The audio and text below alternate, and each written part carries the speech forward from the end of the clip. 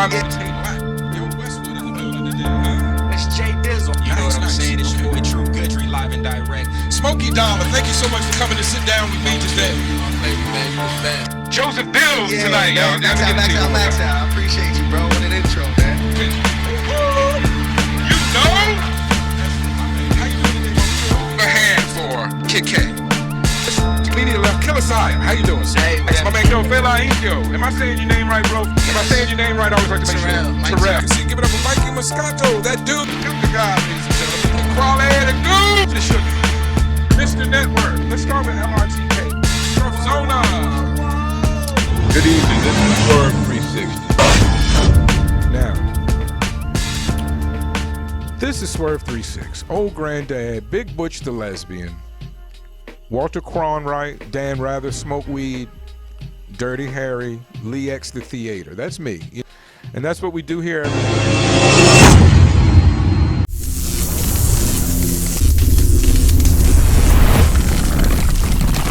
Bonnie, thank you. I appreciate it. And let me get a little applause for Vonni G on the show today, ladies and gentlemen. I get your mic up, you talk to folks. Let's turn it back down. How you doing today, bro? I'm good, man. I'm blessed. Okay. And I know that you and the team are out here doing a lot of interviews, so thank you for coming in. Oh, no doubt, man. No doubt. Y'all are moving. We moving. Are y'all energized by Park's victory? Definitely. Okay. That's good to know. That's good to know.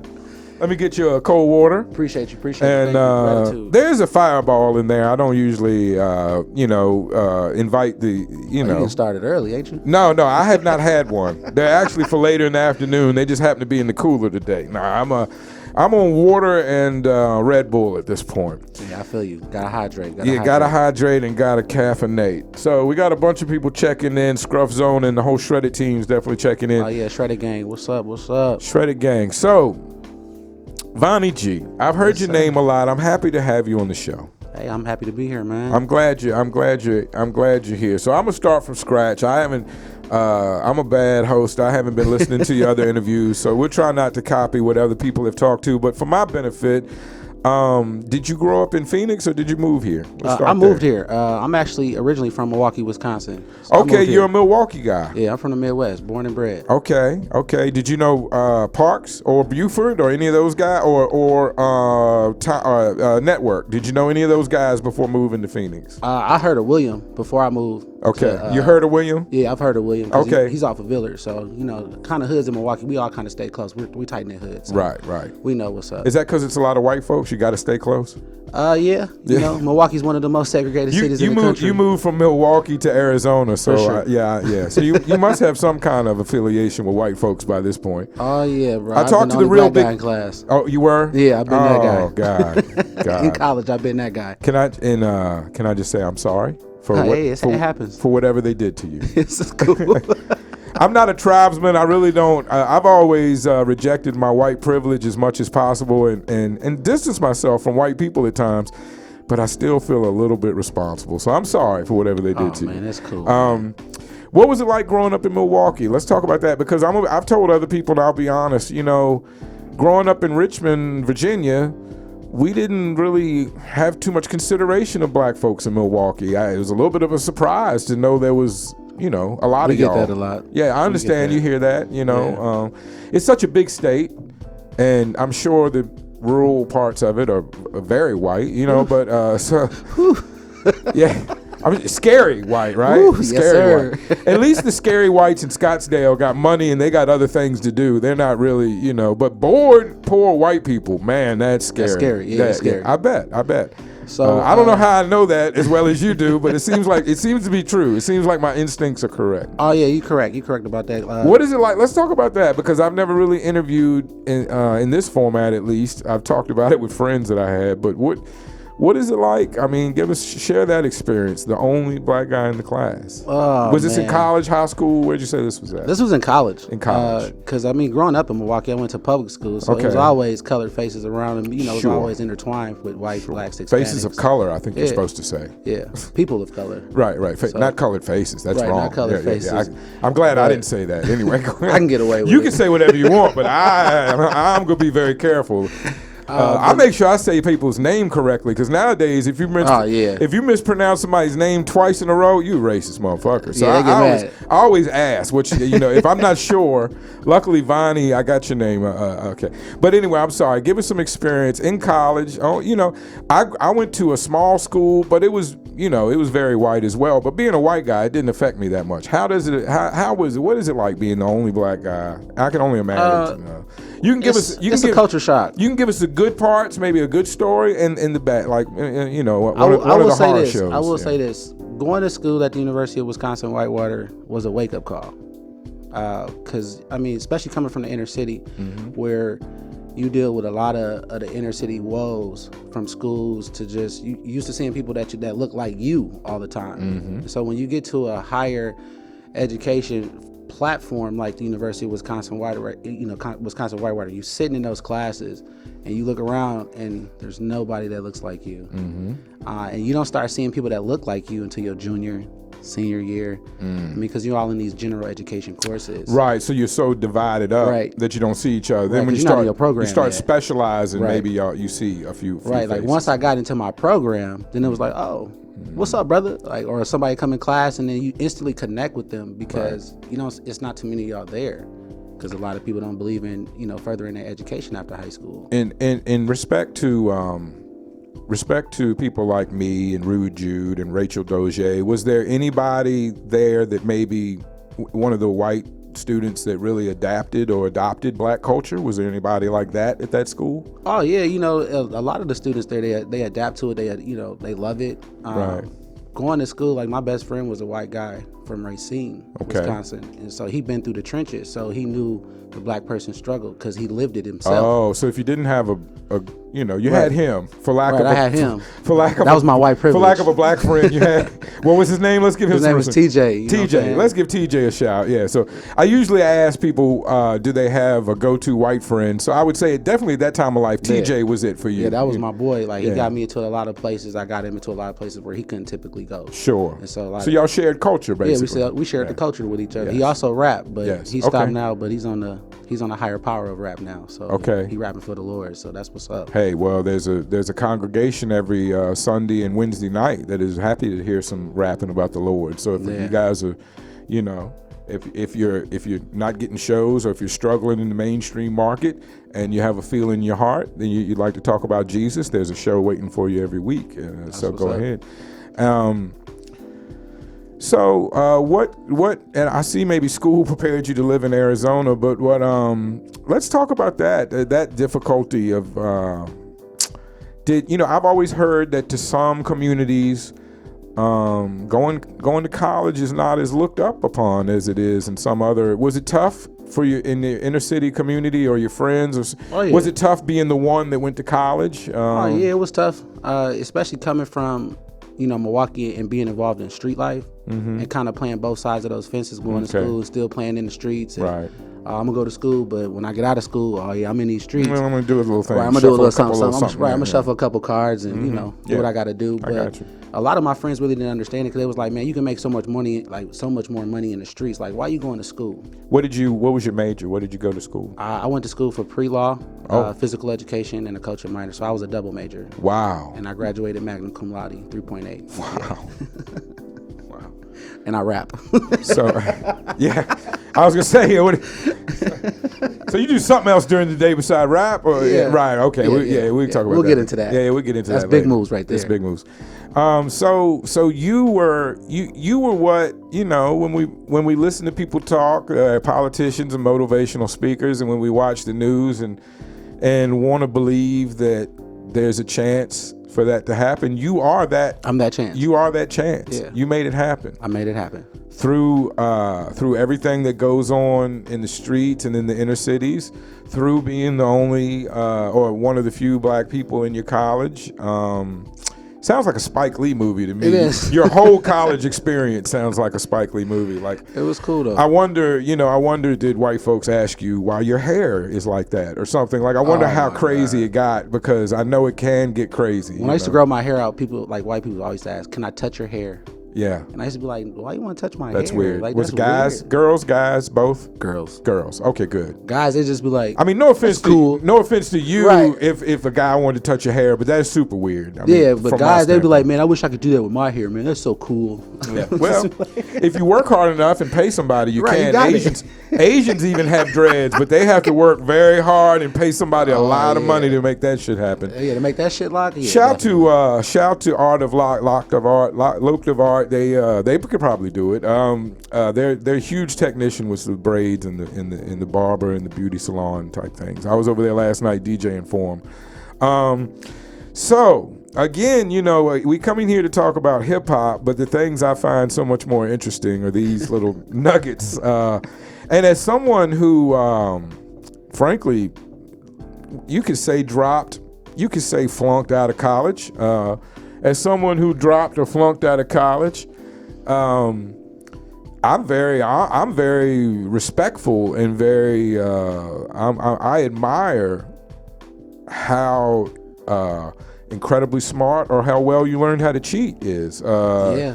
One or the other. I feel like some people use, not you, this is not personal to you, but I feel like some people like cheated more in college than I did. I feel like I should have cheated more in college to get that degree. Definitely. But I was having too much fun. They let me out the house. They were telling me who to screw and who not to screw. And I went to college. I could do whatever I wanted to do.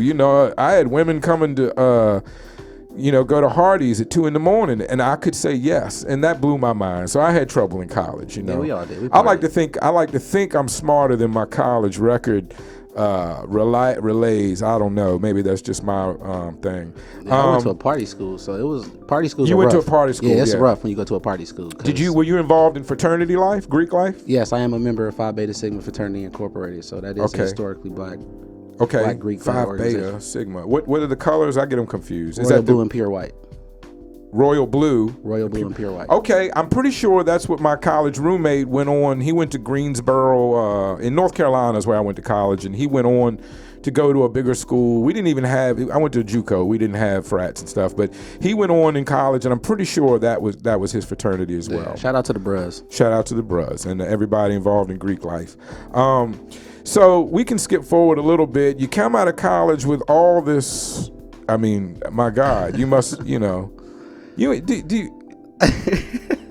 I mean, just as me, coming from Wisconsin, dealing with Arizona white folks, do you ever keep, I would keep a small laminated degree in my back pocket and just pull it out on white folks when they start acting funny. Have you ever considered that? Just some way to just like a badge, just be like, leave me alone. I've got more degrees than you. I'm smarter than you, and I've got more degrees than 3 generations of your family. Just get out of my face for a minute. Not really. I mean, it's just a matter of talking to people. Once you, I'm once sure a person you've gets a learned good at this gauge point of energy. After all these years, you've learned not just to skate around it. Right, 36 years old, I've learned how to move in life. God right bless now, you. So. God bless you. Let's move on to something else. So you moved. What caused you to move to Arizona? A job. I was actually in Milwaukee trying to figure stuff out. Mm-hmm. A lot of my friends back at the time was getting locked up, getting killed, and I just kind of felt like the walls was closing in on me. Have you had the tats the whole time? Yeah, I've had the tattoos the whole time. Do you ever I can imagine I could see a Dave Chappelle skit where you just confuse the fuck out of a job recruiter or someone all the time, because they see. Right, they see the tattoos. They see your what I mean is they on paper they see your name, they see your degrees. Right. You're obviously coming in for a considerably good job with those degrees. I mean, you're not just popping up at Applebee's with double majors. So, and I can see what they envision in their mind as they sit down. Vonni. Well, that's an interesting name. Vonni. Maybe he's Italian. And then they sit down face to face with you. I have to imagine that some of them were obviously flabbergasted to you, where you could tell. Yeah, I always get hey man, I thought you was Italian. Is that? I was joking with that. The Italian. Yeah, they always do it though. I mean, because a lot of people when they see my name, yeah. they automatically want to say Giovanni. Right. And I be like, they think it's short for Giovanni. Right. Yeah, but right. I always tell them, I say, no, man, it's Giovanni. Like, there's no G, there's no I, there's no O. Right. Like right. the O and the I is at the end of the name. Right. So. Right. There's no pasta sauce. No, there's sir. there's no SpaghettiOs in that name. But it all Okay. means the same thing, Jonathan. So Sure, John, so. sure. Well, that's all interesting. I can only imagine how much you confused certain I love it. employers over I the love years. it. Were you having we flashback? You're having trouble in Wisconsin. You're out of college. Right. You have these degrees. Right. You still have a ton of friends and people you know in the street life. For sure. You got a couple new white folks you hung out with Facts. in college. You're very much in between worlds. Right. And now you're more into what we would say white folks are mainstream world than ever with your Right. degrees. You have access to places your other friends can't go. Right, most definitely. And Yeah. so like when you have that type of access and then you start feeling the walls closing in, because once you get out of school, reality sets back in. Yeah. You know, it's no more. People expect you Right. to go get a job, and like I said, not just any job, but a good job, because job. you've put a lot of money and time, either you or somebody you love, or loans or something. There's, you just don't go. I assume you weren't on a scholarship, so you just don't go to 4 years of college cheap.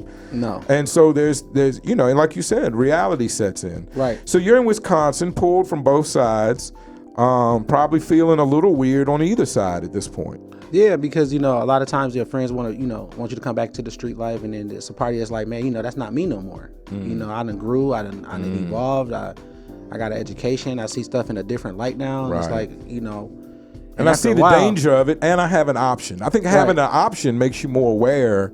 Sometimes when we don't have options, we don't want to look at what could happen because we don't have an option anyway. Right. But now that you have options, you're seeing life clearer. Right, and I think it took for one of my closest friends that got sent to prison for 35 years that really made me want to get out of Milwaukee. Wow. Do you think you've grown in ways in Arizona that you might not have been able to grow? Oh yeah, most definitely, because Wisconsin is a blue collar state. Mm-hmm. So when you come out of college, there's not a really lot of high paying jobs. Like, man, I was working at a furniture store with a college degree Right. in pre-law and physical education. Like, Wow. making $12 an hour. Like, that's not life. Like, this is what I went to school for. Like, man, stop playing with me. Right, because anybody could have got this $12 job. Right. Wow. I started looking for jobs out of state. Got a call from Drive Time in Arizona, and they paid me more money I've ever seen legally than I've ever seen. Right. I mean, I've seen a lot of money illegally, but Sure. legal money, like, that was the most money I've ever had a job pay me. So I was, this is my way out. Okay, I'll see y'all later in Milwaukee. I love y'all, but I'm gonna go to this new opportunity. So that was here in Was Phoenix? here, right here in So Phoenix. when you came out here, who did you come out here with? Just me, myself, and I. Wow, that's incredible. Yeah, I had one cousin that lived here. He lived in Maricopa. And I called him. I said, look, man, I'm going to be in town. I got a job interview. And so, like, I knew I was trying to figure out how I was going to get to the airport. So I called my auntie because she worked for American Airlines in Texas. So I called her. I said, TT, I need a flight to Arizona. I got a job interview. She said, really? She said, I'm going to get you on this connecting flight from Milwaukee to Arizona nonstop, but you're going to ride first class. So it was like okay, I'm gonna go first class. Let me put on the suit. I'm gonna do the whole thing. I'm gonna put the suit on, like, cause I gotta go right to the interview once I get out the airport. Right. So I might as well be suited and booted out the gate. Got to the interview, killed it. They offered me the job on the spot. Said, are you sure you want to do this? I said, oh yeah. And I never looked back since, man. Wow, that's an incredible story. Yeah, man. And it takes a lot of courage to leave everything you've known, even if it's for something better. Yeah. It still takes a lot of serious courage to leave what you've known for the unknown. Right, it's a serious jump. And I've lived all across the country, so I've seen it before. I've made jumps like that, but Arizona was a big jump. Like, I used to live in Memphis, Tennessee. I used to live in Holly Springs, Mississippi. Like, I've seen it. I've seen the South. I've seen the Midwest. I've seen the East Coast. It was like, oh, well, let's go see the West Coast. And for some reason, I think like the white employers would have been a little bit more understanding and accepting of diverse cultures, and it does seem like people in Phoenix are more aware and more understanding of diverse They're more cultures, conscious of it. right? Than people and especially the South. There's a little, there's a certain bitterness still to this day in the South where I come from, And whenever, and it seems like whenever white folks have numbers, that's when they start, acting foul. Sure. It breaks my heart. We just had a situation in my neighborhood playground where 11-year-old black kid got told by a white kid, and it's all friends of mine. So, not the white kid, the black kid. The good side, he was friends of mine, and so we still have these racial problems to be worked out with. And I truly believe it's smart people like you, not people like me, but smart people like you, really, with your experience and your education, I feel like you could almost probably write a book about your experiences, just your life experiences and what it's like in certain situations, So what? Once you got to Arizona, when did you start rapping? I actually have been rapping since I was 9. Okay. We all rap as soon as we fall in love with it, right? Yeah. Like as soon as I heard Reasonable Doubt, like I will be honest with you, I fell in love. I really That's fell a good in love entry with Biggie. point. Yeah. Biggie's my favorite artist. That's who I really fell in love with. But like fell in love with hip hop itself was Jay-Z's Reasonable Doubt. Like that's when it all clicked for me, and I was like, you know what, this is something that I want to do. Right. But yeah, I started rapping at the age of 9. Just doing little talent shows and stuff like that. And that's crazy, getting on stage that early. Yeah. It's crazy. And then I kind of stopped because it was just a hobby. It was like, man, I don't really see this going nowhere. It's just fun to do, here and there. Yeah. It was like, I really wanted to be a lawyer at the time. So I was like, I'm going to focus on school and do that. Do something different than what a lot of people see, black kids in the inner city do. So I was like, I'm going to go be a lawyer. And I went, I think I had I was getting ready to go to law school, and it was just like, you know what? I don't think I want to do this. Right. Like, well, we have a lot of lawyers. It's a tough gig just because we have a lot of lawyers. Yeah. So a lot of doctors, a lot of rapping, lawyers. Yeah, I picked it back up strong when I moved it back out here because I think I went to an event called The Purge. Okay. It was in Mesa, and I've at least seen a flyer or heard about that party or something. And so Black Peso was actually performing there. So shout out to Shredded Shout Gang, out to Shredded Gang, Black ET. Peso. Yeah, he was performing there. And when he got up on stage and I saw the culture, I'm like, it's wide open out here. I was like, this is something that I can pick up. And so, like, of course, I met my mans, and at a job, we both worked at Stormwind Studios in Scottsdale. And the dude that owned the company was from Milwaukee. And so he teamed me up with him. Wow. On some training. Like, you're going to train Vonni. You're going to train him. Okay. So we got to talking, chopping it up. He like, yeah, man, I'm a producer. I make beats. But when you hear that all the time, yeah, all right, man. Yeah. I said, yeah, man, I rap. He said the same thing. Yeah, all right, man. Yeah, all right, man. Yeah, whatever. Whatever. And so I remember I called him one day and I said, hey, dude, like, you still got them beats? He was like, yeah. He's like, come through. Sat through at his house. I think I maybe picked out 25, 30 beats. And then I told him, I said, man, I'm going to make an album with your beats. He was like, man, I hear that all the time, man. He said, people get my beats and they don't do nothing with it. Right. I said, nah, man. Rappers can be lazy. Right. I said, nah, I'm going to do something with it, man. Right. I said, trust me, I'm going to book the studio session and I'm going to call you. You're going to be like, oh, for real? So after we did that, it's been a wrap. Well, we're glad he did. So do you work? You can give him a shout out too. He's in the room. Shout out to Amir. He in the room. You know what I'm saying? Shout out to Amir Killer. Amir Killer. Okay. So you only work with him, or do you work with other producers as well? Oh no, I work with other producers. Amir is actually my executive producer now. Okay. So I come with a whole team into a studio. Like I have producers in Romania. He keeps an eye on the project as a whole. Right. For y'all like he keeps it tight knit. But as far as producers, Dirty Dan, Bino. I hear Dirty Dan. Bino's a fan of the show. Big up Bino. Yeah. I got a producer out in Romania, crazy kid. His name is Young Verdi. Okay. Insane. Beautiful thing about hip hop being worldwide and reaching out to people. That beautiful thing. You never thought a kid in Romania, biggest influence is Memphis, Tennessee music. That's crazy. I'm like, well, you're on the other side of the world. Yeah. What the fuck you know about Memphis music? They do. Sometimes we have so much, we take it for granted. Yeah. And I think it's easy for other countries. Val Marie says gang. She's checking in. Yeah, shout out to my manager, Val Marie. Shout out to V. That's your manager? That's my manager. Okay, shout out to Val out here making moves, managing things. We normally talk about that. When did you sign with? It doesn't have to be independent to her. When did you start working with a manager? I actually started working with a manager after I took third place in the Arizona Hip Hop Festival. Okay. Because stuff started to get real hectic for me. So I reached out, and my first manager was Brenda Lowry with Legal Mob Entertainment. Okay. With her being based in the East Coast, it was really hard to get a hands-on approach with a manager that you're supposed to get, because she was managing so many artists on the West Coast, right? And so, on the East Coast and on the West Coast. So we just kind of collectively agreed like we should part ways. She still helps me a lot when it comes to music, and then we just recently picked up Val just on the trial run right now to see what can be done, how she moves and stuff like that. So it's a good look right now. So hopefully everything keeps going smoothly. Then we'll definitely. When was this? It sounds like you were in a Respect the Underground contest, and you took third place. Oh yeah. What show? When was this? What year was this? 3 years ago, something like that. Yeah, the 5th annual Arizona Hip Hop The Festival. 5th annual. Okay. Because I started out at the Icon Radio Showcase. Is how I actually started to get a name for myself. Okay. Because I really came out of left field with music. Right.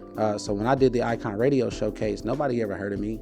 So I came out there, I won. Justice called me, was like, "Hey, dude, you won." Like, I didn't even know. We just kept going about our business. Like, Right. whatever. It was just a thing. Whatever. Right, Yeah, like- yeah. He's like, "Man, you hear from Justice?" I'm like, "No." So then when I saw him, I was like, "Hey, man, whatever happened to the Icon Radio Show?" He's like, "Man, you won." I was like, "What?" You had to ask him. Yeah. I was like, Shout out "Man, to the CEO shout of out to Justice. man. He's like, Shout "Man, out. you won, bro." Oh, by the way. Oh, is that you, Vonni? Right. By the way, I forgot to tell you and shit. You won that shit last month. You won that shit. And so he was like, Some "What you want me people- to do with the winners?" I said, Some people have had problems. Some people have had issues with some of Respect the Underground's contests or competitions. Can you speak to that? I've received the backlash and all that stuff, and they always like, "Man, they People picked felt you, like- yeah, people and they felt picked like you- they like you, they picked you." Like, Right, no, Right, like right, no, right. I sold tickets, Right. just like anybody that jumps out in this game has to do. Like, you have to pay your dues. So I sold tickets, and I sold a lot of them. Mm-hmm. Shout out to ASU. Okay. Word. Right. You was out there in the streets. Oh my god! Shuffling something else. My gosh! Right. Stuffing them tickets like it was cooked crack. Like, man, for real. I got you. When the Arizona Hip Hop Festival came, like, I just networked. I sold tickets. I went to liquor stores. I went to smoke shops. I was dropping off tickets to everybody. That's a good message for all the artists. We have a mission here, and one of our missions is to let you know that as far as I can understand from what I've seen from inside the building, working and dealing with the guy John Blaze and CEO Justice himself, as I do speak to and work with regularly, being in association with them here on the radio, I have never seen them hold back or restrict or conspire to dismantle anyone's career. I've never been in on that meeting. Like, they call me in and be like, "Yeah, Swerve, this week we're not fucking with Buford." No, I've never been to that. I've never got that call. I've never been to the meeting, although Buford may deserve it at sometimes. But I've never got that call. So I tell rappers all the time, just work hard. It's tough, and it's tough getting the ball rolling on anything. Trust me, we're getting it rolling on this mission show, Nice. and everybody, when you're rolling out, I don't look up to rappers that have to do a rollout for a full project or something these days. It just seems like an incredible amount of work. And the scary thing is you have such a short time, because once your project is released, it may only be a month or two and people are already over it, considering it old or whatever, and you have such a short time to work it. So I don't admire that at all. At least with the podcast, we're in it for the long haul. It's like a stock. We're buying in, we're working hard, and we're trying to make it be something one day. So Respect the Underground, you came in third place. That amped up your career. You're dealing with management. What do you think is good and bad about the Phoenix hip hop scene now that you're a big part of it? Really, it's the unity of it. It's too many people that bicker back and forth. Okay. It's too much talking. Like, it's too much talking, not enough walking. You know what I'm Right. saying? I agree with that. And my thing is, if you're gonna talk, at least make sure you got a catalog to back that talk that you're talking. Be humble in the game, because there's a lot of artists out here that are humble, don't say nothing. We just stay behind the scenes and we grind and we work and we work and we work, and then we let our product speak for itself. De La Prime is one of those artists that, for his talent and his stage show and the music he puts out and the merch, he's an incredibly humble dude. So I think shout out to Preem. Shout out to Preem. What was your stance in the whole Joe Bills versus LMG fiasco that went on the past few weeks? Because you have a very good perspective on this, being someone that's legitimately from a certain part of town and in the streets, as we say, or having dealt with the streets, but have crossed over into the mainstream world of having college degrees and big jobs. What was your take on the whole Bills versus the Charity for the Kids show fiasco? I think how it all came about is, I think it should have been communicated better between promoter artists. Because when you tell an artist like, hey, I want you to headline an event, you should address it that it's for kids right at that point. Right. Because once the artist says, hey, I charge, this is my fee. Right. And it's like, oh, it's for kids. And it's like, okay, but this is my fee. Right. And there's nothing against that. But when you are upfront and outright with it out the gate, right, then there's no confusion. There's no question. Then that artist can put themselves in a position to say, hey, am I going to show love? Am I going to plug this event? Am I going to do it for free? Am I still going to charge? Or I'm going to just show up and show love? Do you think Bills was cool in his actions?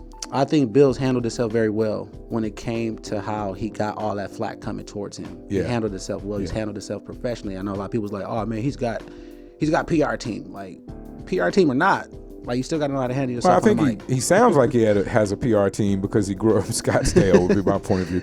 But I think he bounced back as well or better, as well as Rick Ross did with the 50 Cent thing. And I think he stood his ground. He got his side of support, and his side of support ended up being as much support as the other side had. Right. And so then it ends up being a debate. And I think, to me, it was a lot to do about nothing. Right.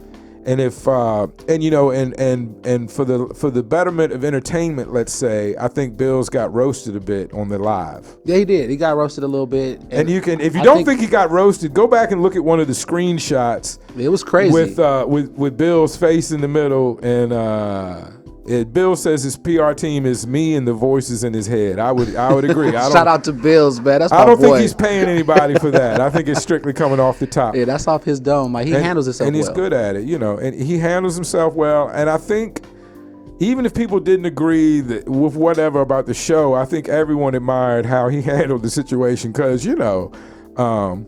I think a lot of people would have broken under that pressure. Oh, they'd have cracked easily. Because Tommy, Network broke out the speech from Mississippi Burning. He broke out the speech that they cut out of Malcolm X. He cut out the speech that Martin Luther King was gonna say the day after he got shot, that he just didn't have time to say, unfortunately. Right. But Network, man, I told him that was an Oscar award winning performance. Yeah, and it seemed like it was off the top of his head. I think it was a lot to do out of nothing, and I think I guess, do you feel like there's some obligation does being a black man give you an obligation to do something for the hood, is what it comes down to? For me, coming from the hood and being from the hood, you always want to give back to the hood. That's how I feel. If you're not from the hood and you don't know the woes, the trials and tribulations that those kids. Is there room for people, black or white or indifferent, to be taught, to have not room for education, to have not learned that naturally? There's and always room for education. And I felt bad for Bills. Network spoke from the heart, all respect, because he dropped the Mississippi Burning speech off the top of the dome with no stutters and stammers, like it was a smack battle. But enough being said. Enough being said about that. But I just think we have to leave room for people who are unaware to be made aware, if they're willing to be made aware. Right, and that's my thing. You never stop learning. You learn something new every day. And I think Joe Bill says he learned. Yeah. Right. I think that time Joseph got a chance, that he got an education that he wasn't really expecting at that time. Right. Which was cool because, like I said, you learn something new every day. The simple answer is, I think he should have just told Network on the live, like, I didn't know you that well. I didn't trust you at first. I wanted to show up and see what happened. Once I saw it was all good and it was really for the kids, then I signed up for next year. I don't think you can fault him for that. I think he didn't want to face to face with Network. Maybe he didn't want to be that honest and say, hey, and you can be honest. Yeah, I deal with a lot of promoters. We all know there are shiesty and shady promoters. It's a part of the business.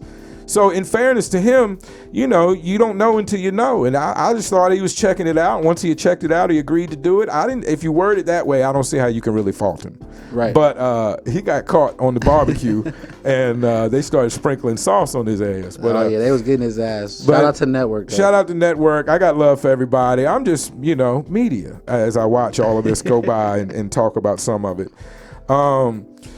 What is so when did you start taking the music seriously in Phoenix? Who was your inspiration for taking the music so seriously? Like making it a business? My homie Eric. my homie ET. Okay. Because he kind of gave me the formula when I was out here. Because I would throw a lot of stuff off his head, like, yo, how this sound? How this sound? And he'd be like, nah, man, that's garbage. Like, nah, man, don't say that. He kept it real with you. He That's kept it dope. 100. Yeah. Like, no. Like, if I'm finna show you the game, like, you're not going out there saying nothing garbage.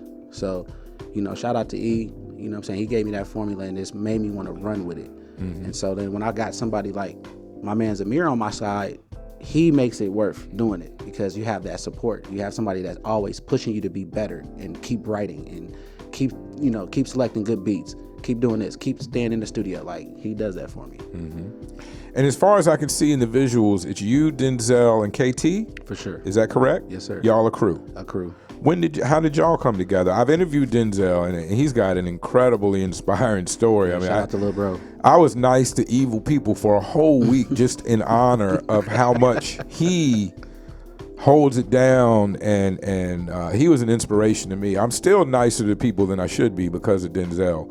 I'm going to get KT in here. KT is a name that I've been hearing. KT Gibson is a name that I've been hearing consecutively since I've been involved in Arizona hip hop, and I hadn't had a chance to meet him or talk with him, but I'm looking to have him on the show. How did the three of y'all come together? So me and KT linked up celebrating our win. Okay. He at the same show. He won. Right, he took first place. He took first. Right. Okay. KT Gibson took first place that year. Miss V from AZ took second place. Shout out to Miss V. Okay. And then I took third place. All right. In that competition. And so Justice had, of course, the after party at Jaguars. Okay. We got up to Jaguars. We was just there to collect the money and go. And so when Justice brought us up there, I don't think Miss V was there. I know KT was there with his team. And so we kind of linked up, and I said, man, I didn't get a chance to see your show, but I heard you killed it. Congratulations on taking first place. Just being humble to the man. Right, regular schmegler. Right. And so he was like, man, where you from? I was like, man, I'm from Milwaukee. He's like, man, I'm from Detroit. And I was like, word. And we just kind of linked up from there. It's like we felt like we knew each other forever. Right. And this is the first time I ever seen this dude, ever came in contact with this dude. And Amir was like, man, get dude number. It's the Midwest hood. If you're in the hood in one part of the Midwest, you're in the hood in another part of the Midwest, it's that similar. Right. It's that similar that y'all locked in immediately. Right. It's that similar because it's same. It's different mud, but same blood. So right. So it was easy. It was an easy fix. Once we started working, I said, hey man, he was like, dude, is anybody in the game you want to work with out here in Arizona besides just me? And I was like, well, I want to work with Denzel too. I heard a lot of stuff about Denzel, and then he was really tight with Denzel because they had linked up a long time ago. Okay. So they already was, linked up. And then he ended up hitting Denzel, and Denzel ended up hitting me up on Instagram and was like, yo, what's up, man? Like, I heard you trying to work with me. So I was like, yeah, man, like, what's good? He said, I got something for you. He's like, check your email. So I checked my email. We wrote trust issues, and it was a wrap from there. And I think now I probably have a tighter relationship with Denzel than I do KT. But me and KT are like brothers, but me and Denzel are like brothers. So like all together, us collectively, us three, right, are like a family from different sides of the world. So it's pretty interesting. And of course we added Marley to the mix, which kind of gives us that. When did y'all pick up Marley? Marley has been with us for a while. We just haven't announced it. We've always had Marley on the team. He's always rocked with THM. He's always been like in the shadows, as you can say, because Marley does a lot with battle rap. So a lot of times we don't like to press him. Like a concealed pistol. Right. Marley like, was, yeah. Right. It's like we got this little weapon on the side that nobody. What's knows up about. with Marley? Why won't and I've had a love-hate relationship with Marley. We battled a couple times, and at the end of the day, he's my brother now. I got love for him, but I don't understand why he doesn't put more energy into just making good songs. We talked about that. Instead of maybe battling so much. Right, I know he loves that. the adventure and the entertainment value of battles, but whenever I listen to his songs, I really like them. And there's a part of me that wishes he would just put all his energy into making quality rap songs and not battling so much. Right. And the thing about Marley right now is that, right now with all the battle stuff going on, like we want a lot of people to know that for Marley, battling is a second passion. Okay. The first passion for Marley is being an artist. Yeah. And so like that's one thing that we want people to know. Well, I think he's very good at using it as a promotional tool. Yeah. and him and Buford, you were there. Him and Buford was off the chain with excitement. And unfortunately, Crackodamus pronounced it early on that the battle would not live up to the hype. But in fairness to them, the hype was so incredible and went to such depths and lows that it was very hard for the battle to live up to the hype. Yeah. Because they're both great hypesmen. Yeah, I think the troll went so far to the point where it kind of overlooked the battle. Yeah. And I think if both of them didn't troll that so much and didn't kind of throw so much of the family aspect, the people's kids, the battle wives, became bigger than the grandmas. battle. The hype became bigger than the battle. Right. If they'd have kept it, a couple trolls here, and then boom, let's get to the battle. Then the battle would have been bigger than them trolls. I mean, thank God the Joe Bill shit happened. It took the pressure off of them for a week because who knows what would have happened if they'd had that extra week of trying to out troll each other. Yeah, when he went to the cemetery with the grandma in the shirt, that's what did it for me. Yeah, that did it for me because shout out to Buford. He's got thick skin. He doesn't let shit bother him, and he understands battle rap. Right, and I think I Marley's saw all good of at it behind the understanding. scenes, and so that's why I was so heavily involved because I watched Marley's last battle when he battled Emerge and he threw up on the stage. Yeah. And I watched the team that was there with him, and it's like none of them was really there to have his back. And I'm not saying that they don't, Right. but it just seemed like at that moment He was out Marley there. was by himself. Yeah, I agree. And if you're a team, if one person looked bad, Are you speaking? everybody Are you speaking looked of bad. Richie Rich? No, I'm just speaking of anybody in the team. Oh, okay. Anybody in the team. Because he used to roll around with the He still does. the tribe. Right, he still rock with Tribe. Let's just say tribe. I get very nervous about saying the gentleman's name. Yeah, but he still rocks with Tribe. because it's Shout out to them.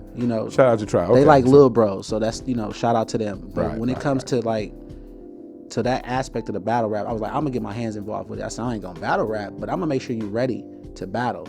Right. Like, cause when you come over Well, to this camp, it was definitely he was definitely one of the best Marleys I've seen at a battle. So Yeah. if you had any responsibility in that, thank you. Yeah. Because for the battle, I appreciate that because we all just wanted a great battle. right, that's all we wanted. And I wanted him to stay hydrated because with him battling pancreatitis, Right. anytime he starts He's got an yelling and issue. flaring up, right, Yeah. that can flare up. It's not Marley's drunk or this Right. is that. It's like, no, he has pancreatitis. One, he shouldn't be drinking. Right. One. Right. But- He did get too drunk for our battle, but it led to an easy win, so I But can't now, fault him for that. With him being hydrated, him being calm, relaxed before the battle and stuff like that, it gives him a moment to actually be able to say his words and get them out without worrying about pancreatitis. So from an inside perspective, that was not Merge hypnotizing him into throwing up. He had a physical issue that battle. I don't know. I mean, Merge said some stuff to me at the Buford battle that kind of make me skeptical now. With Merge and started getting hypnotism.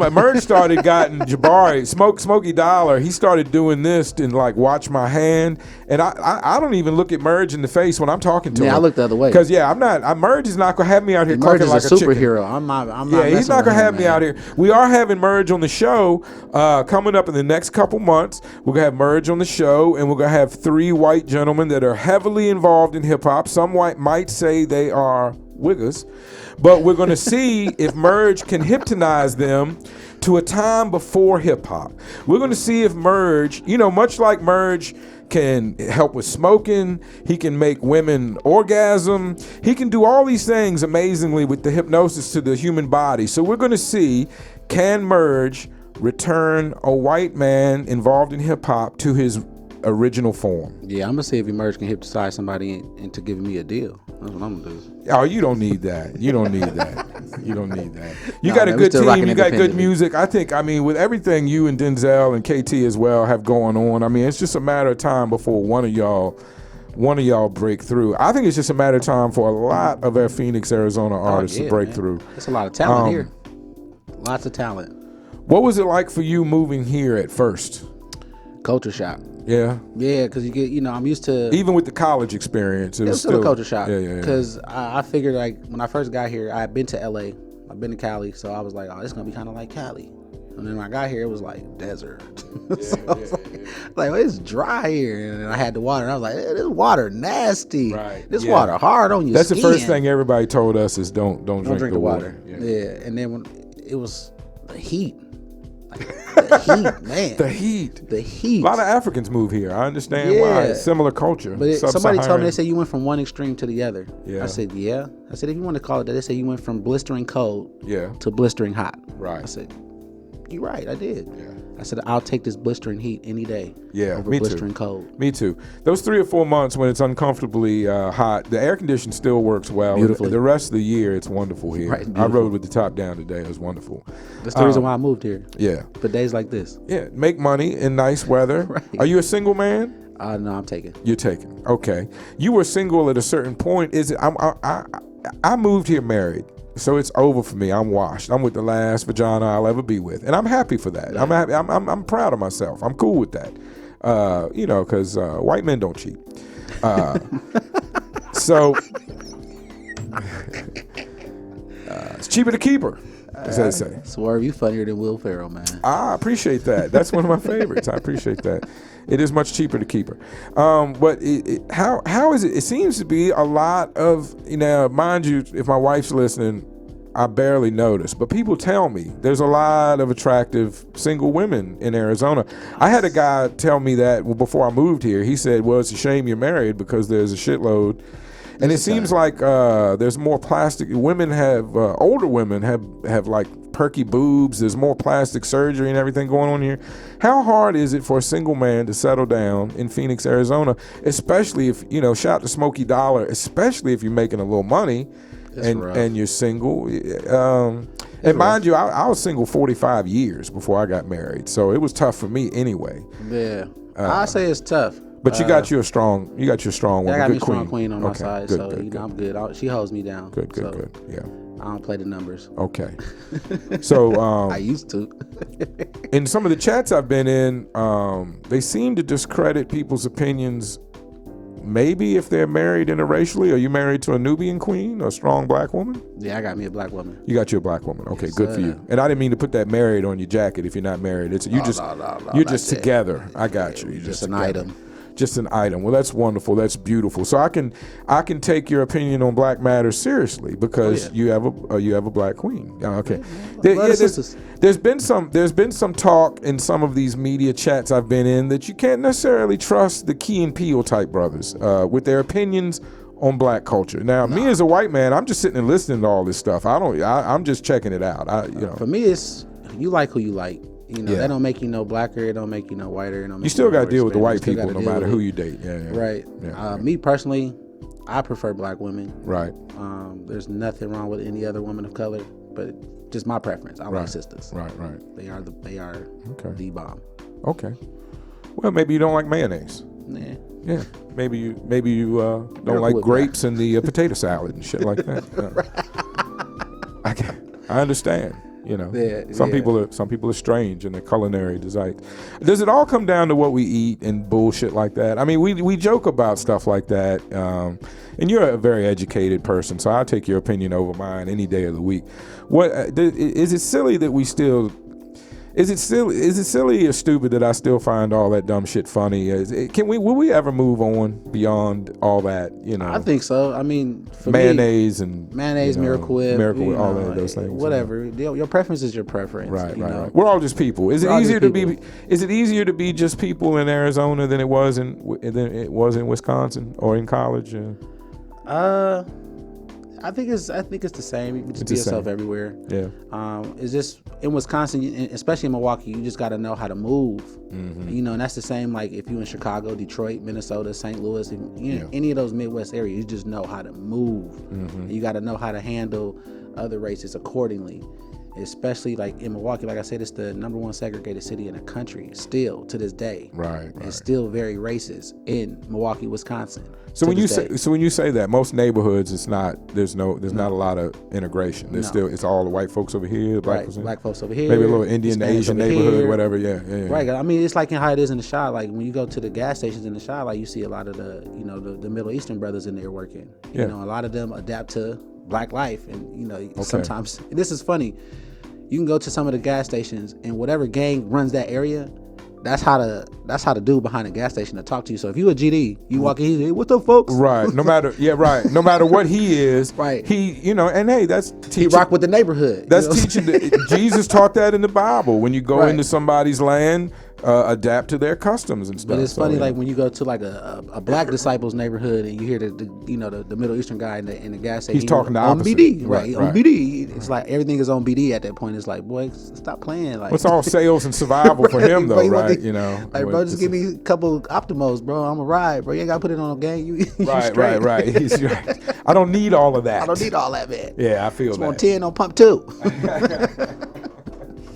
Well, what's coming up for you, Vonnie? What's on the horizon this year? 2021. The governor's opened up the state. Hopefully, we'll have live performances more than ever in the next few months coming. What's up for you? Let's see. I got a new single releasing next week on the 12th. Smoking Out Ride. I will definitely get that to you. Okay. I have a show coming up with the team on the 27th to compete for a chance to perform on the BET Soundstage at the BET Awards. Hopefully with Texas and all that stuff opening back up, we can get to doing South by Southwest, AC3, start doing a lot of live shows, making money.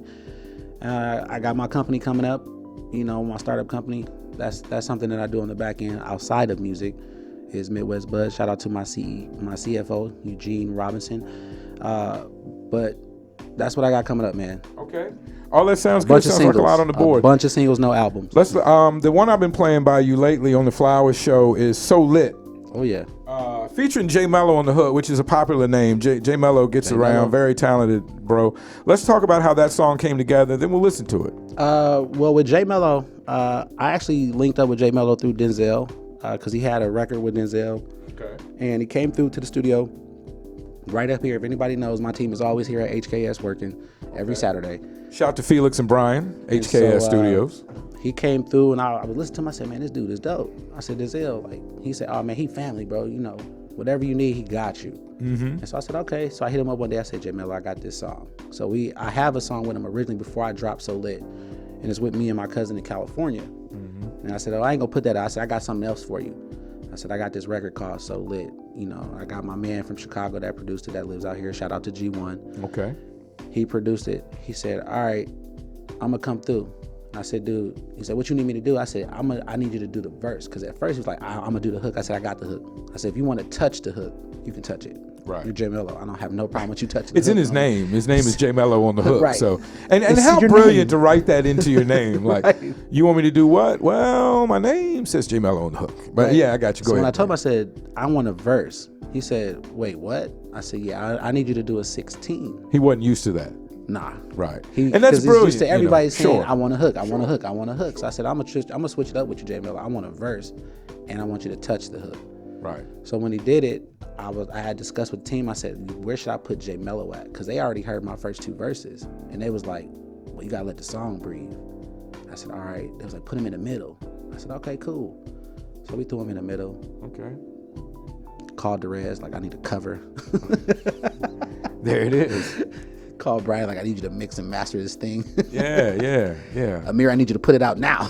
Yeah, right. And then Yeah. I sent y'all the pack, so that was like, oh, Yeah, we got beautiful. the pack. I've been playing it since I got it. But that song's been here since 2019. That's how long it's been. Okay, you were sitting on it. Sitting. When did you just release it though? Last Yep. couple months. Okay. Yep. So you just got stuff like that sitting around. Yep, pretty much. That's hard to do. How, to me, that would be incredibly hard to do, to sit on something that's dope. I learned from Denzel. Okay. Just sit on it. Yep. Drop them here and there. Yep. Well, enough talk. Let's listen to it. This one is So Lit. Vonni G with J Mello on the hook. On. Respect the underground And icon. Thank you so much for checking in. We listening. Shout out to Every my brother Saturday, J 11 Mello, a.m. boy. Let's go. Yeah, good looking. Lit. I'm so lit. I be all on my shit. I be all on my shit. I'm so lit. I be all on my shit. I be all on my shit. I'm so lit. I be all on my shit. I be all on my shit. I'm so lit. I be all on my shit. I be all on my shit, yeah. I keep shit lit like I'm flicking the big. Yo, bitch think I'm bossy, she all on my dick. Call her my Aki, he back with the bricks. I'ma show you a trick and I'm making them flip. She know the drill and she all on my tip. Hop on the flight and I'm taking the trip. You niggas be acting, just follow the script.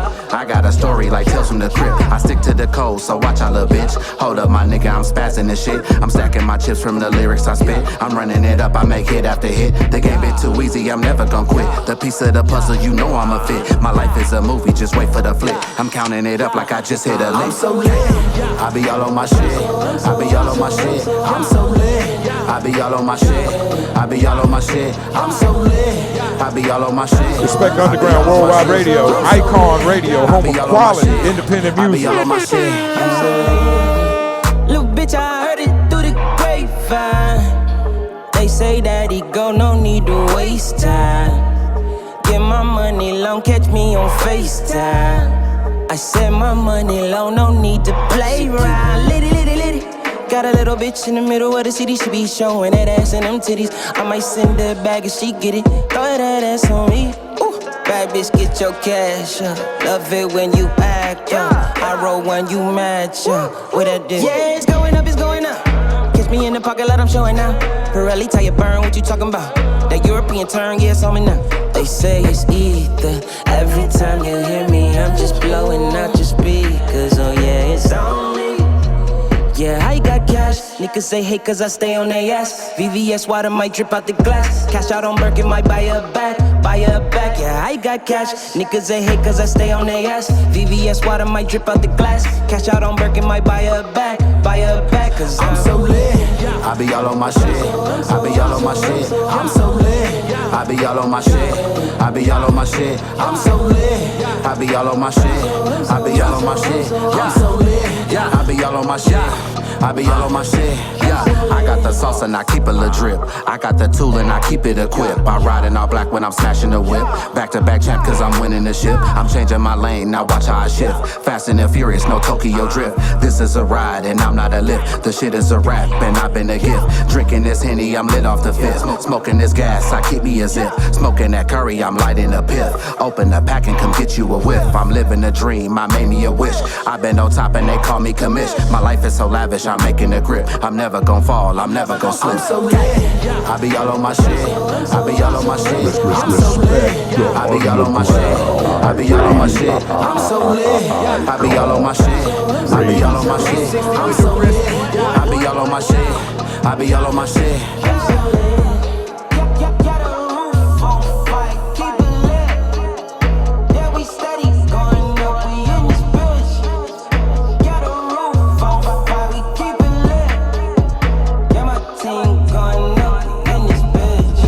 Respect Underground, home of quality, independent music.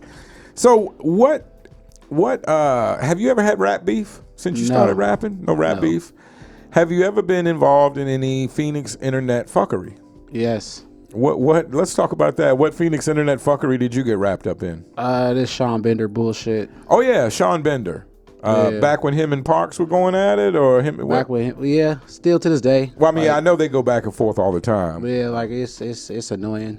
Like, I'm not gonna lie. Like is it personal to him? Is he the problem? All the time, because he likes to troll. Yeah. And for me, like I come from a city where like I don't play that shit. Like we'll pull up on you, dude. Like for real. Like we really. Phoenix is pull a up safe space for foolishness. I think that's why we have a lot of fuckery. Yeah. Right, and I think excuse me. The first time we got into it, and I told him, I said, "Look, dude, I don't know you like that. Like I really pull up on you. You know, I didn't even know his whole situation until Marley told me. Right.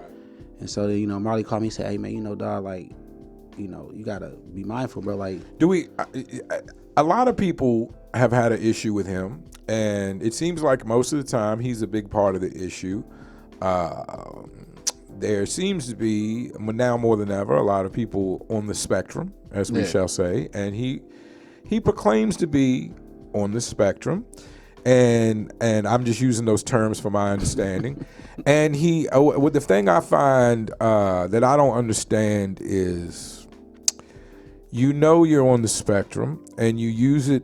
I've seen him use it personally. I've read things where he's used it as an excuse, like, y'all know I got an issue or whatever. Right. So, but you continue with, you know, like you can't be self-realized that you have an issue without being self-realized that you have an issue. And if you're self-realized that you have an issue, then you know, I don't know. I just had a conversation with him. How do we handle that when you seem to understand, but yet your actions don't relay that you understand? Right. I mean, like, I've had a conversation with Sean, and I said, look, man, I get, you know, you want to, you know, get yourself in this game. Like, I get it, 100%. I said, but there's ways that you go about doing it. Yeah. I said, trolling artists that have laid groundwork and that don't say much, I said, that's not gonna get you there. I said, because a lot of us artists that don't talk, like, are really about that action. Right. I said, you're trolling artists that, you know, you don't know from a can of paint. Yeah, it's dangerous. It's dangerous. Let's just say for people out there, it's dangerous. It's a dangerous game. And everybody may not understand the situation or the spectrum. Right. And so a lot of times when we tell you a person, like, man, we'll pull up and check your temperature, checking a person's temperature, for one, necessarily does not mean you're going to pull up with guns. Right. It doesn't mean you're going to fight. Right. It doesn't. We mean might anything. just have a talk. We might have a talk, man to man, just to see what kind of temperature you want. Like, if this is something that you want to take to the street, or you just playing a facade. Or you just don't understand. Or you don't understand it. You're or confused. Right. And, you know, for me, like, for him, it's a facade. You know, like, he likes to troll. I don't know what his music sounds like. I don't listen to it. You know. Right. I don't think a lot of people do, but I don't think a lot of people neither here do. nor there. I mean, that's part of the problem. He wants to be known, but people get known by consistency and good product. Quality, right? I think. Putting out quality products. Whether it's music, a podcast, a live show, Right. or whatever, I think it's got to be consistent and it's got to be good. Right, and you got to grind. You know, And it takes time. Everybody wants immediate satisfaction. right. So, like, to come out of left field and call yourself a legend, to me, that's bullshit. Oh yeah. That's bullshit. Well, I mean, a lot of people would say that anytime that's not a title you give yourself. No, somebody gives you that title, Right. and that they give you that title due to your body of work, and that doesn't matter if it's in the game, podcast, radio, acting, Right. You know, businessman. If you're a legend, that means you've laid groundwork. That means you've put people on. You've fed families. Like, I've never seen you feed a family, and I had to have a conversation. I said, you know, Sean, I've never seen you at any RTU event. I've never seen you at any AZMT event. I've never seen you in the studio. I said, only studio I've seen never you met in him face to face. I said, I've seen you in Buford studio. I said, but, you know, ain't no disrespect to that. Shout out to William. I said, but where are you? Who knows you? I said, you know, you using other people for clout, or, you know, if you using your brother, or, you know, whoever Buki is to you, like, okay, cool, but that's not a cosign. Like, just because I know Arsenal and Goods, that don't make me a legend. No. Like, because I can call Goods on my telephone right now and say, hey, bro, what's good? That don't mean nothing. I just know the guy. I have a relationship with the guy. Right. That don't makes me a legend. How did you? We can skip over Sean, and because it's just the thing that's weird to me when you can't use the same thing as an offense and a defense. Like, hey, I'm Spectrum, so I'm gonna troll you in crazy ways. But then I wish him the best though. But then when you call me on it, you say, oh, well, no, you can't get mad at me. I'm on the Spectrum. Like, you can't use it both ways. Right, you can't use it both ways. And my thing is, shout out to him. You know, do your thing. Come with better music. Right, do your thing, man. Keep working. How do you know Goods? I actually have a record with Goods. Me and KT. Okay. I met Goods after I worked with Arsenal the Rebel. Okay. And it was kind of funny. Because when I first reached out to Goods, I was like, "Oh, how am I gonna approach this?" Right, sure. And so when I actually it's reached funny out as to him, men, even if we're fans of somebody, people don't like to be called fans, or people don't. You know, it's just weird whenever right? Because it's like, man, I gotta humble myself, talk to right, this dude. Like, here we go. Yeah. So when I actually reached out to him, I was like, "Hey, man, my name is Vonni G. I just worked with Arsenal the Rebel." He said, "Yeah, I heard about that. I heard of you." Like, wait, what? wait, what? You heard of me? He's like, "Yeah, man." He said, "We all talking the battle rap community." And I said, "Okay, cool." He said, "What's up? What can I do you with?" I said, "I need a feature, man. I got this record with me and my homie. I think you sound great on." He's like, "All right, man, cool." Gave me the number. He said, "I'm not gonna send you through management." I said, "All right, cool, man." After I connected with him, and we had a couple conversations on Instagram, he was like, "Man, here's my direct number." He said, "Man, if you need help with anything, you know, wherever you want a mentor in this game, you know, whatever, don't hesitate to reach out to me." And so from then, I just been connected with him. So whenever I have something, or I kind of get writer's block or anything like that, I'll hit him up, you know, and he'll kind of give me some encouraging words, inspire me, and then I'll be like, all right, I'm gonna get back to it. That's a great resource, and it's a wonderful thing that he opened the book to you, as to say. Yeah, and it was kind of funny because after getting to know him, like, I found out we both share the same birthday. So it's like, it's like my birthday twin. That always kind of brings people together. It's like, this is my birthday twin, so we good.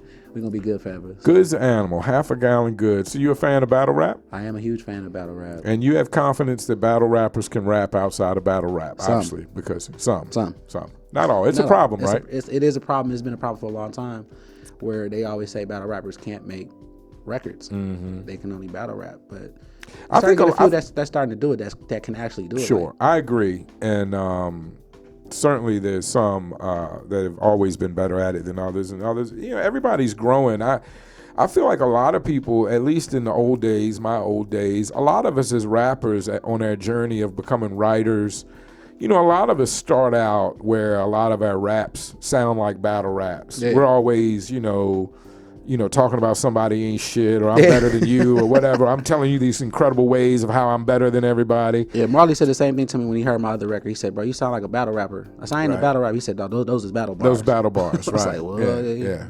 I watch a lot of battle rap. And, you know, I think this, you know, it is different writing a battle bar as opposed to writing about a concept or an idea. And I think I'm of the opinion that it's almost like two different skills, kind of like two different parts of your brain, maybe. Like it's when you focus on one, you kind of lose the other, or vice versa. Right. You know, I think it's hard to balance it all. I think people that can battle rap are amazing writers.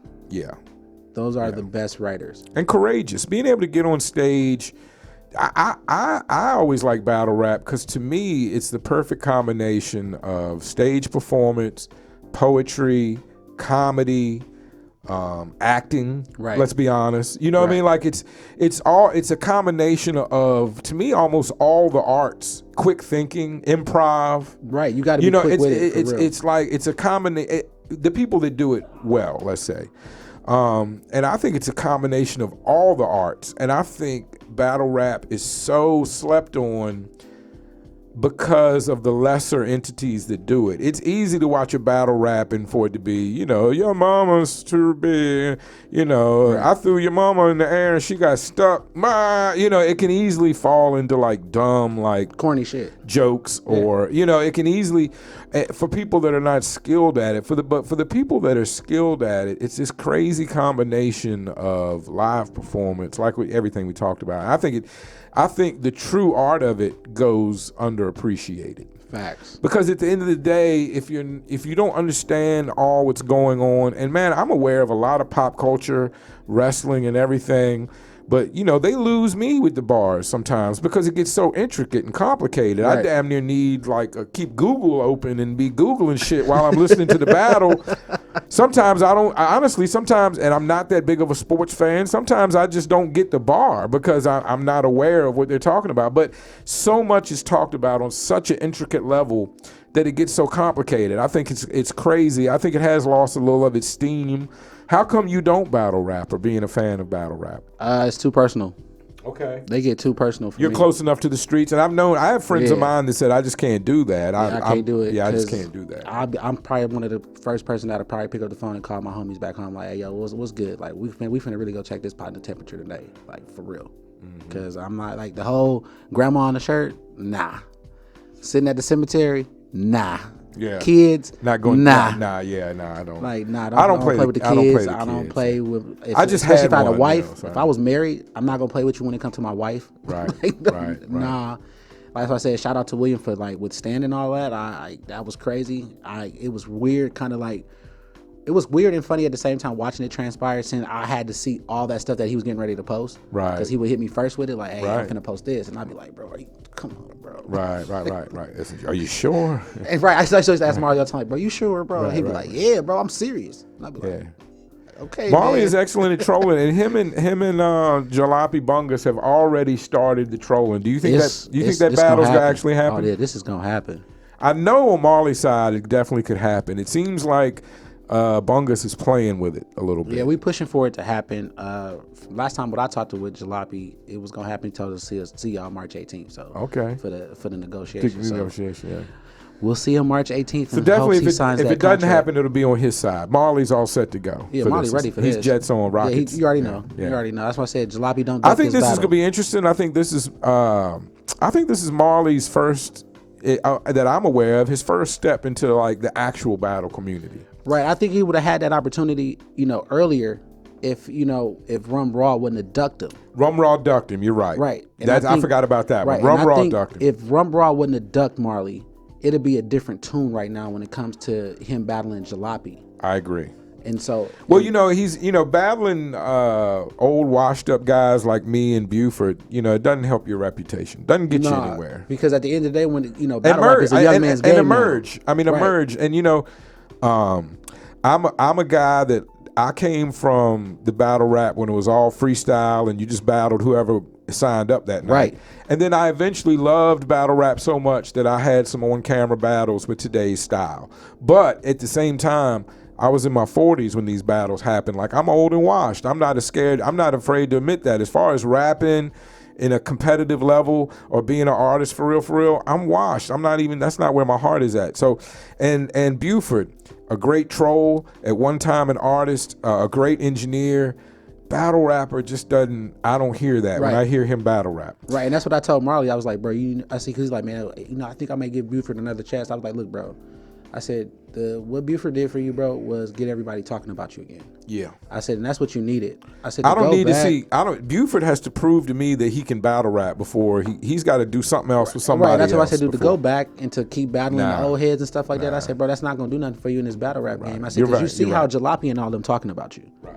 Like, because they feel like you don't have no competition, nobody under your belt, that you was really substantial in this game. They're shitting on him, but at the same time, they underestimate They're him. envious of the energy that he creates. Right, because they're not getting that. And that got created around him. Right, and that's the thing that scares them. They want the same energy that they got for their battles, right? But they're not getting. No. And all of that is not, not that I know anything, but I would just say it appears like certain individuals are working behind the scenes together to make certain promotions pop off.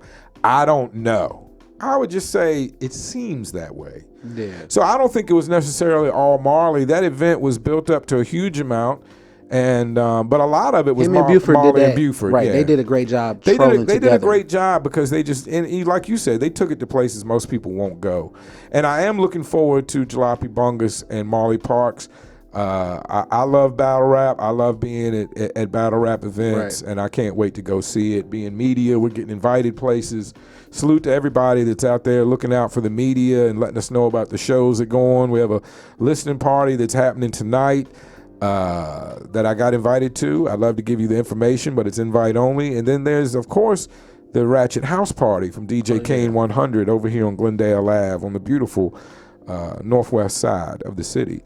What do you feel is good and bad about Phoenix hip hop in general? I think you said the bad part, the bickering, and was that bickering, you? Yeah. It's just what's good about Phoenix hip hop? The level of creativity that's here. Like, these are some creative guys and gals. A lot of great music. Yeah, and it's just amazing because it's like everyone has a different sound. No one sounds alike. Exactly. And I think that's one thing that sets us apart in Arizona is that we don't sound nothing alike. We don't sound like nobody in a game. We don't sound like Atlanta. We don't sound like LA. We don't sound like Chicago. We don't sound like New York. We sound like Arizona. Right. And because it hadn't really been defined yet, that's why people don't, I think that's why people have a hard time with it, because you can't just put it in a box. You can't just say, oh, it's this or oh, it's that. Yeah, I think, and it's so diverse, and people, like your team, there's been a lot of integration from the Midwest here. Yeah, definitely. And with all those influences. Definitely. The speed rapping and the white guys getting emotional and all that kind of stuff. Right, the drill music, all of it. The drill music. Wisconsin. Yeah, we ain't got no Milwaukee. The home of Cuckoo Cow and the Pimps. Cuckoo Cow and Pimps. Pimps. Yeah, somebody, I think Buford brought that up. The Cuckoo Cow came from. But he came out under Outkast in their group, or he just came out completely on his own. I'm thinking of somebody else who was with Outkast. Cuckoo Cow, yeah, he came out on his own. I think it was under Interscope when he came out. Okay, right. So, but it was funny because I actually know Cuckoo Cow. Were you there when he ascended? Were you there? Yeah, we was in the streets hustling. Yeah, gang banging. Did he just have, like, that song was just so powerful? Like, how does one from? It seems hard for somebody from your town to get a deal, to get a single, to be on Interscope. How does one go about that? Do you know his story? I'm just curious. I mean, I know Cuckoo's Cow story. I know what block he come from. I know what hood he come from. Okay. My family is real tight with him. It's funny because a lot of people, when they say Milwaukee, it's like, who comes out of Milwaukee? And I'll be like, oh man, I can name people for you. Tank, Eric Benet, okay, Rico Love, right? Like, I can keep going, and but people be like, what? Like my hometown in Richmond, it seems like people have to move away. You got to off. You got to. You can't pop off from Milwaukee. Like Milwaukee, right? Anybody making a name for themselves right now has left Milwaukee and popped off. Like, is a kid right now in Milwaukee. He's from Milwaukee. His name is Prince Party. He used to go by Party at 4. Mm-hmm. Blowing up right now. He's in Atlanta right now. blowing up. Right. Another girl, Destiny, from Milwaukee, but is in Atlanta, blowing up. Right. So it's like you gotta leave Milwaukee. Yeah. I mean, that's really anywhere in the Midwest. I mean, Chicago has their own song because they created that wave with the drill music and the house music and all that stuff. So Yeah. it's like Chicago had a wave. Definitely the house music, and Right. now the drill. Now the drill music. Yeah. So it's like, okay, interesting. Now it's like when you see about, like, especially with the drill music, how you see about now, they be like, oh man, well, New York, it's like, no, drill music started in Chicago. New York adapted to it, and then they ran with it, which is fine. That's what you're supposed to do with a style. You're supposed to run with it. You're not supposed to sound directly like the city that created it, Right. because you'll never sound like Midwest drill music. You'll sound like East Coast drill music, and that's fine. That's cool. Right. And New York We guys salute have, that. New York guys are good at adapting. They adapted that. because it's starting to really. I feel like drill music is how hip hop was when it first started. yeah, scary. It's scary. It's scary. It's authentic. Is it a way we and can it's have? raw. Can we have scary, authentic, raw music without people getting, especially young rappers, getting shot and killed so freely? Yeah, that's the Because one thing that has to change as with an drill older music. guy who loves hip hop, and mind you, I understood Public Enemy. I understood NWA. The things that were, I even understood Bitches with Problems. These somewhat crazy movements to some people. X-Clan, I understood. Right. These movements that may have seemed crazy to other suburban or white folks, I understood. And usually with black folks, I just give them a pass because most of the time, sad but true, it is the white man's fault. But with drill music, I almost feel guilty enjoying it or listening to it because I feel like it's so dangerous. Yeah, I mean, the thing about it is, for drill artists, we say what people are scared to say. I feel like to give flame to drill music means somebody got to die. And that makes me feel guilty. And I'll put it like this, because I've always had this conversation with a lot of my friends when it comes to drill music and hip hop. So you remember when boom bap was just the thing, right? Boom bap, straight hip hop. Yeah, it was real. It was gritty. It was I raw. remember that. Yeah, it was yeah. nasty. It was like, oof, they telling a story. They Yeah. they talking about the problems we see in the hood. Like Curtis Blow, he talked about that. Right. That's what drill music is, but it's just a little bit more violent now because there's what happens in the Midwest. The murder rate is insane. It is. It's crazy. So that's what we got to talk about. Sure. People getting in the club, up in a pole, air out the whole club. That's what happens in the Midwest on a daily. There's not a day that doesn't go by where somebody doesn't lose their life over gun violence. Okay. And I think that it's starting to shed light, and other people. So it in goes different back to the cities. street reporting Right. angle. We're just street reporting. It's street reporting. Right. I got Because you. now it's prominent that a lot of these artists are losing their lives because a lot of these artists play in the streets. Yeah. A lot of these artists that come up now, they So are it's gang not. members So and it's they not. verified. It's not hip hop's fault. It's people that are involved in a certain life that just so happen to adapt and attract to hip hop. Right, and they playing both sides of the fence. They are hip hop Okay. artists, and All they're right. also a gangster. That makes sense. It makes So- me feel a little better. Right, Makes me so feel when you're not as doing guilty. that, and you start talking that, and you know, because with drill music, They you might bringing have up died hoods. anyway. They just happened to be rapping. Right, they probably would end up catching that shot regardless. Gotcha. It just makes it a little bit more, Well, astronomical because they're rappers. Yeah, right. People draw more attention, and we have these celebrations, and people that aren't aware of their music at all become aware when they get killed. Unfortunately, Right. This is one of the most dangerous professions in the world, is being a rapper. Yeah. Period. Yeah, and I always, even me coming up wanting to rap back in the day, you definitely, especially being a white guy, it seemed you definitely needed a mentor or Right. I used to be a writer. a co-captain, or you needed someone to guide you through the industry. Right. And it seems like that now more than ever, because at least back in my day, it was still somewhat innocent, and if you were the cash cow, people would protect you. Nowadays, with the checking in cities, with the different gangs in different cities, with how much hip hop is and will always be street culture to a certain extent, it just seems like you said, the most dangerous profession. It seems like such a precarious road to walk. Right. And again, the issues of if you're out there on the road, working circuit or whatever show, tour, if you're a rapper of any kind of followership online or any, just having the nice chain you have makes you a target. If you're out in these roads and these streets. Now in Phoenix, I feel like we're a little bit blessed because of the cowboy mentality. you know, everybody's packing, so a lot don't happen. You know what I mean? And I don't carry. Right, we keep sticks. But I'm relying on the logic that everybody else is carrying, so shit don't really jump off. Now, when I think like that, it's a bit of white privilege because I live out in East Mesa, and there's definitely no problems out where I live. And I talk to younger artists like Diamond Boy Trey, and they're getting in shootouts regularly over arguments and shit. You know, the young guys. You know, somebody. You know, here's 7 guys try to blow holes in him, and luckily they only live in Ahwatukee. So like now I live on the west side. Is that where it goes down, Ahwatukee? No, it definitely doesn't go down. Okay, that's where it doesn't go down. Right, that's where it doesn't go down. Okay. And So you understand my East Mesa situation. Yes. Okay. Like right now though, I live on the west side. So Okay. I moved from Ahwatukee to go to the west side, thinking it was gonna be it's gonna be better. Like no. So I got to 83rd Avenue and Thomas and realized like, oh, you in the hood. And so like every night, I hear the same stuff, gunshots every night. Right. All day. So you moved to the hood. Yeah. Okay.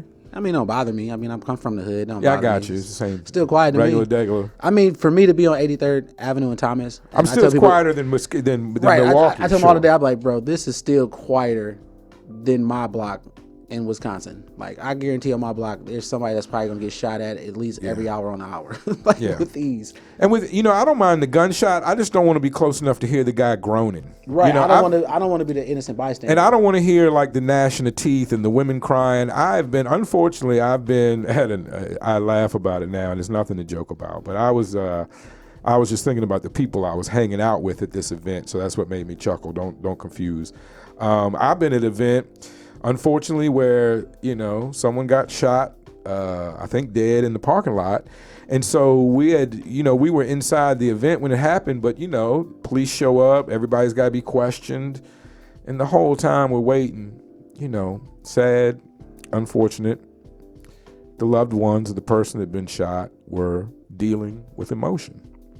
And I'm a big-hearted guy. To me, that's hard to deal with, listening to someone deal with their loved one, either shot or passed or whatever happened. I guess it's white privilege. I was raised in the burbs, and it was very quiet at night other than the crickets and occasional bullfrog. And so I'm sensitive to that, and I think where you and other people I've talked to may have been hardened, and you don't maybe even realize. Oh yeah, I'm numb to that. You don't even realize how hard you are sometimes because it's just you. It's your skin. It's your, it's the way you live. And, I've talked to some people that just have, horrifying stories, but they're so strong, much like Denzel, much like Charlie Goo, much like Big Doobie, and they're all Midwest. Big Doobie and Charlie are Midwest guys as well, but just go through so much. And it just seems like when you talk to them, they don't, Charlie's one of the nicest, one of the most jovial guys you'll meet. And the things he's been through have been horrible, and he doesn't even really realize it sometimes, I think, when I spoke with him about it. So, my heart goes out to you and everybody that your life has been so affected, and you don't even hardly realize it. And like I said, as much as I know it's not personally my fault, and I hate the tribe mentality, I feel like at the root of it was a white guy's fault, and somehow that white guy might have been related to me. I'll be real with you. I had a person tell me because they tell me somebody in their family died, and I kind of was like, oh, that's sad, and it was like, you kind of just blew it off. I'm like, it's not blowing it off. I said, I hear about people dying every day. Yeah. And I got into a little internet war with some people in Texas because I asked them was they still panicking. Over the ice over the thing. snow and all that stuff. And a lot of people like, you're insensitive. I said, I'm not being insensitive. I asked you a legitimate question. Are you panicking? I said, but you didn't read the question. Right. You assumed. Right. Instead of answering the question. People do that a lot on the internet. Right. I said you should. Media. I said, a lot of y'all get on here and y'all look at what a person writes and y'all run with it. I said, instead of actually reading the question, answering the question if you're still panicking. But that's just to make my point. It's like, dude, you can't go panicking don't really help. Panicking don't help. Panicking don't help. When somebody dies, especially in the street, you can't panic. Especially if you numb to it. It's like we grew up with it. I've seen this since birth. I've seen people get dropped in front of me. I've witnessed it from sitting in the passenger seat of a car. Somebody get their top blew off in front of a convenience store, and it's like, okay, time to go. I don't want to be the next person shot, so let's ride. Right. And it makes you numb to it. And a lot of people are like, that's cold. It's like, it's not cold. It's just how I'm built. Right. Well, it's how it's what you went through, it's what you experienced, and your experience changes you, and gives you stories and insights, and that's why we have you on the show, that you can relay these insights, and other people hopefully will learn from it, like Hov said, without having. That's why I tell this music the way I tell it.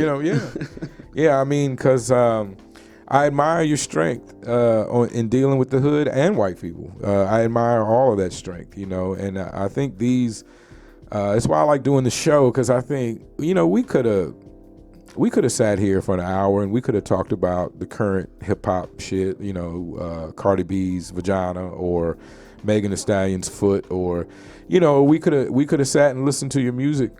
But I like getting to the other side of the conversation, and I think so many times it's just, on the other side of the conversation is so much. And right, because we don't get a chance to tell our story but through the music. So when we do interviews, a lot of times whoever's doing the interview, they never ask us questions about us. It's always general hip hop questions. Sure.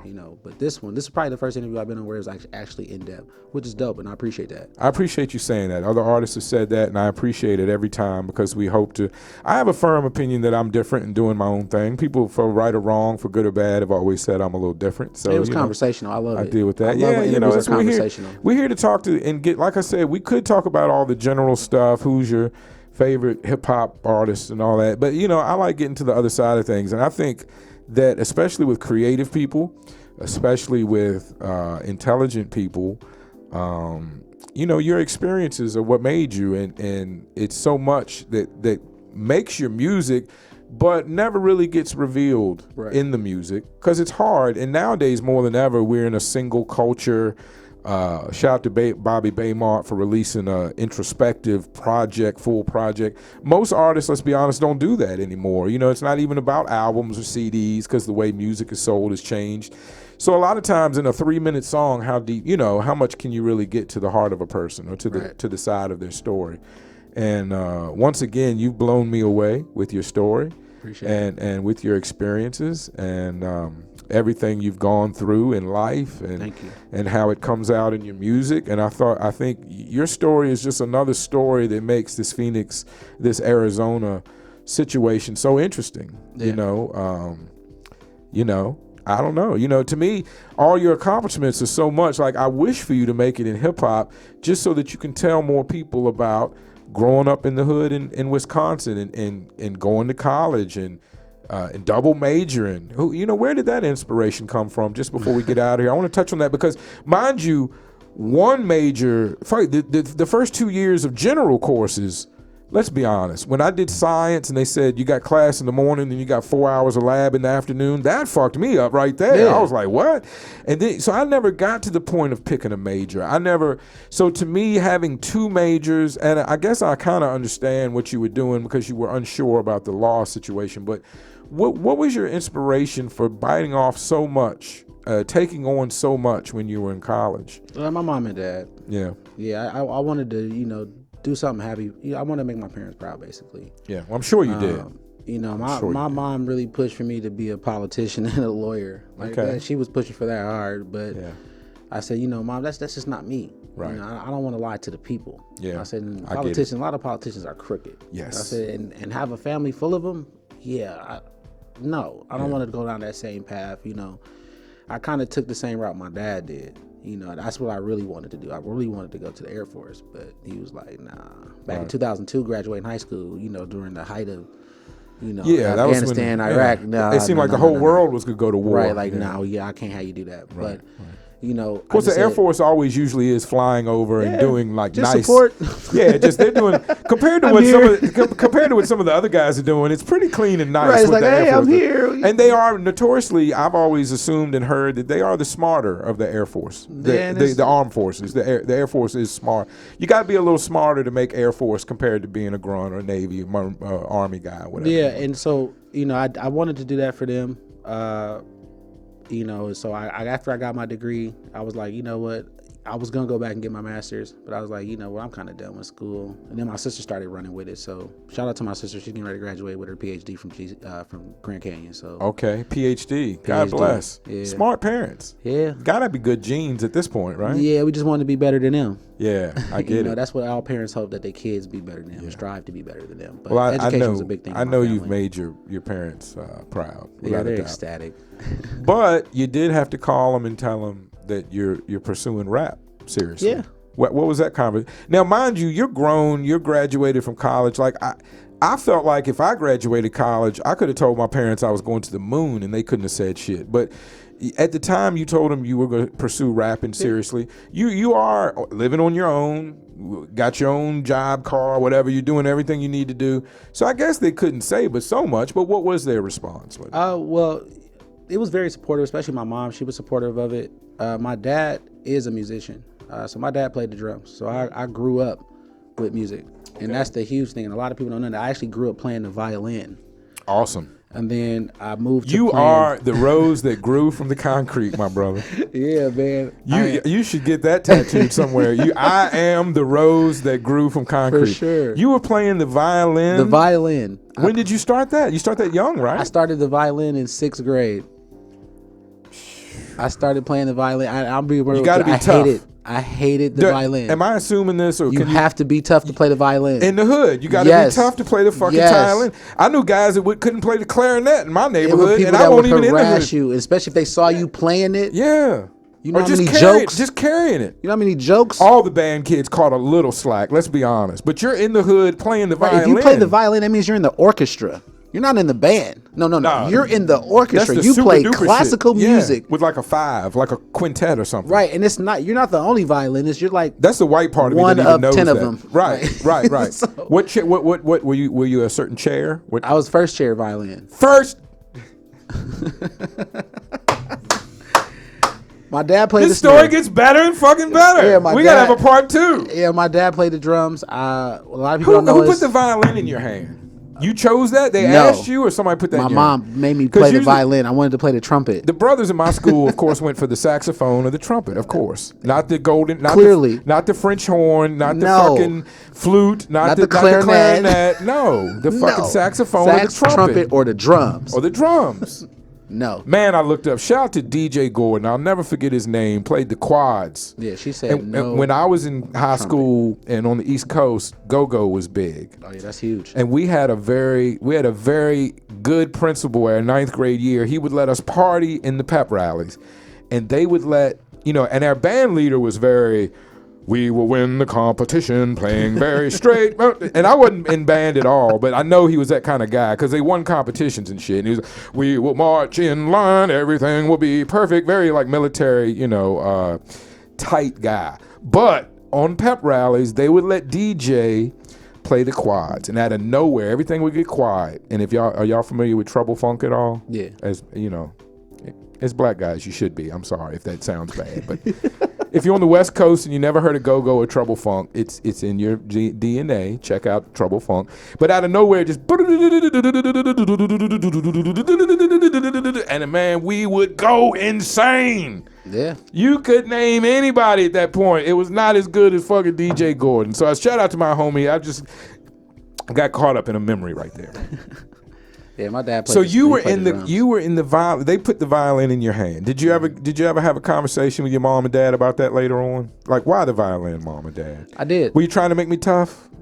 Were they trying to make you tough? The reason why A boy they named Sue? said I could play the violin because it didn't make as much noise as the trumpet would. I got it. It was for their convenience. As it is as parents. You learn that when you become a parent. Most of the things you thought your parents were doing for whatever reason, they were doing for their It convenience. was for their mostly. convenience.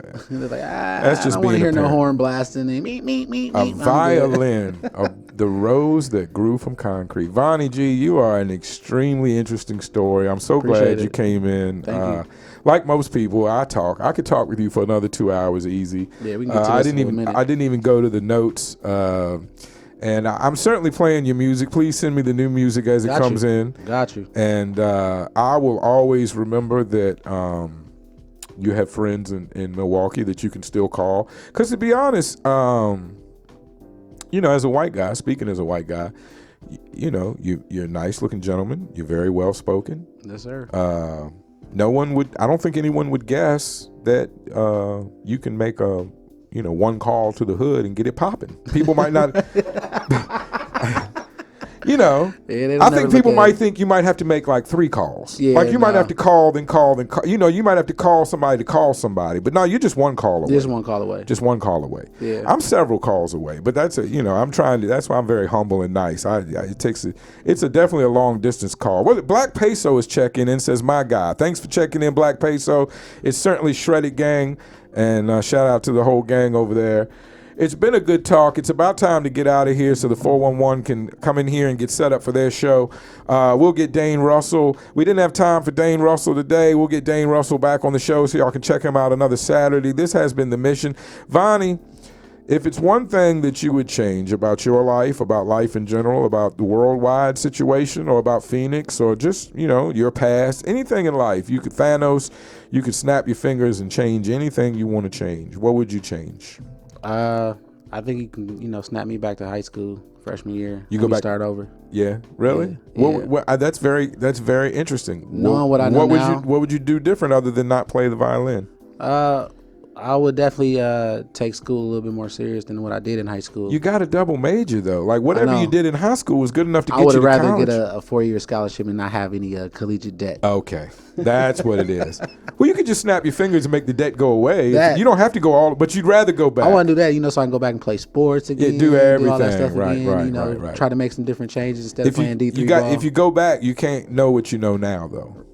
Is that still the same deal? You still want to go back? Yeah, I still go back. I mean, obviously you made good choices. I'll shoot the basketball more if that was the case. I'm afraid. Yeah, take the shot. Take my shot. I definitely would have taken my shot with more females. Yeah. I was always a little shy and a little insecure. I definitely would have shot my shot. It's nothing like figuring out who would have fucked you than getting married, because they all come out the woodwork then. And, it's too late now, man. I would have blew you back then. He's like, what? What? I didn't know that. But I'm happily married with the last John I'll ever be with. I ever want to be with, because I'm so happy. I'm happily married.